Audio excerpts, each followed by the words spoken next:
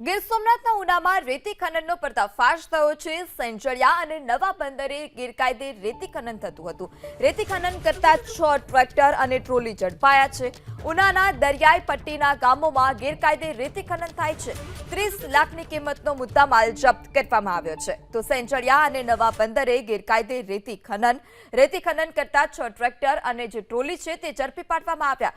ખાણ ખનીજ વિભાગના દરોડાને લઈ ખનન માફિયાઓમાં પણ ફફડાટ ફેલાયો છે। 30 લાખની કિંમતનો મુદ્દામાલ પણ જપ્ત કરવામાં આવ્યો। આ સાથે જ 6 ટ્રેક્ટર અને 6 ટ્રોલી પણ રેતી ખનન કરતા હતા તે ઝડપાયા છે।